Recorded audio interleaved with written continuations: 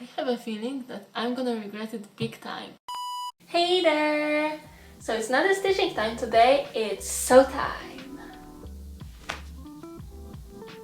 So I've got a sewing machine some time ago, but I've only ever sewn like 2 super simple things and my skills are still pretty tragic. That's why this video is not going to be a tutorial, it will rather be what will happen if you can't sew and you try to alter your clothes. But let's go with it, let's move a little bit so we can see my victim in all its glory and let's hope for the best. So I have this romper that I really like. Actually, let's try it on. So I liked it so much that I decided to buy it even though it's obviously too short for me. But I've been in a denial phase for some time and I've actually worn it a few times. But I'm finally ready to acknowledge that I'm too tall for it. The fact that I bought an identical one but for tall people may or may not be a deciding factor. I still love it though, so I decided to give it a second life as a shirt. So I cut it in a crotch and now I can see how it will look cropped. I think I will cut it approximately 1 inch below the elastic band that's here. And now when it's higher on my shoulders and armpits are where my actual armpits are, I see that these gorgeous sleeves will be too short. They look a little weird like that. So I will try and lengthen them with the leftover fabric from here. And we'll see how it goes. Okay, so while editing I realized apparently this was one of these days when I can't make things and talk at the same time without sounding like a lunatic, so it's gonna be a voiceover instead. Hi! As you can see, shit just got real and I started the scariest part, cutting. I cut my romper with my super cheap fabric scissors about 1 inch below the elastic band like I said. And I should have stretched the elastic band, but I didn't know what to stretch it with, so I decided to go like that and of course ended up with a super crooked line. From the leftover shorts part, I cut 2 identical, well sort of, stripes that I then sewed to my original sleeves. I used a tailor's chalk to mark the cutting lines, cut it and then I tried to make it somehow even. It turned out they were the same width as the original frills on my sleeves, so I decided not to cut them or do any other alterations to them. And it was finally time for the actual sewing. First I decided to overcast all the raw edges that I cut to prevent the fabric from raveling. I got an overcasting foot with my machine, so I used it.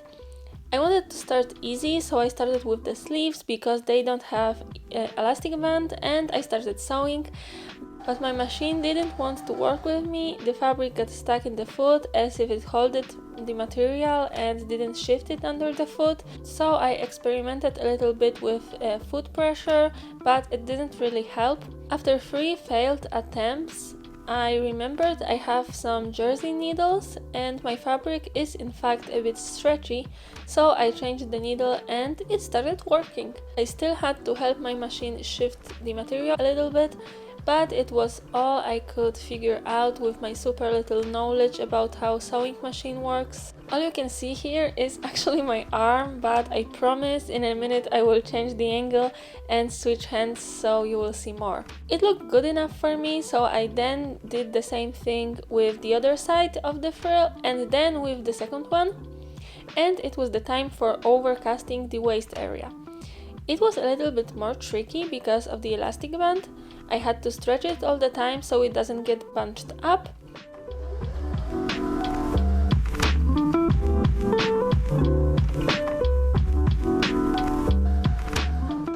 Then I cut all the excess thread and overcasting was done.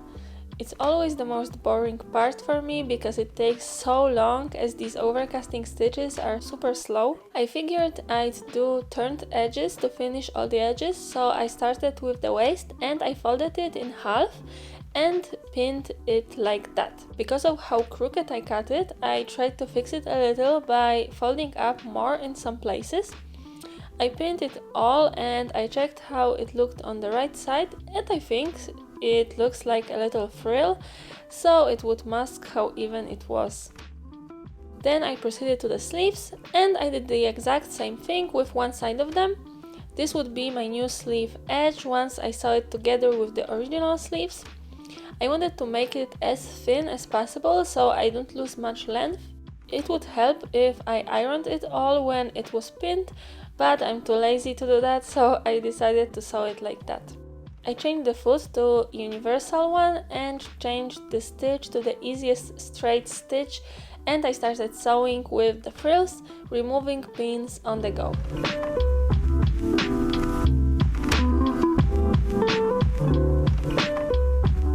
When my sewing line met the beginning, I did a few stitches back to secure it. I did the exact same thing with the other sleeve, and so it was the time for the waist. So again, I had to stretch the elastic while sewing, but right from the beginning I didn't do the best job with it, so it ended up being a bit bunched up in some places and it wasn't the straightest line as well, but as I said before, because of the elastic it wouldn't be very visible. Then my camera died and I didn't notice it, so I finished it off camera and I actually pinned one frill to the sleeve already, but I had one more to do.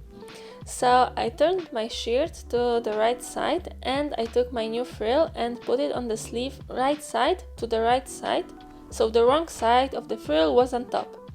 The previously turned edge of the frill should be at the end of the sleeve, so I made sure the unfinished side met the original side of the sleeve, and so I started pinning it together at the very end. Again, the edge of the original sleeve with unfinished edge of my new frill. One frill was slightly wider than the original sleeve, so I ended up with a bit of excess material, but I just pinned it like that so it would be a little bunched up in one place, but I don't think it would be visible at all, so I didn't bother to cut it. So when I turn it to the right side, the stitch would be invisible. I started sewing, and again I wanted to sew as close to the edge as possible so I don't lose any length. I used the straight stitch again. I forgot to move my thread closer to the machine, so it moved itself. It's alive!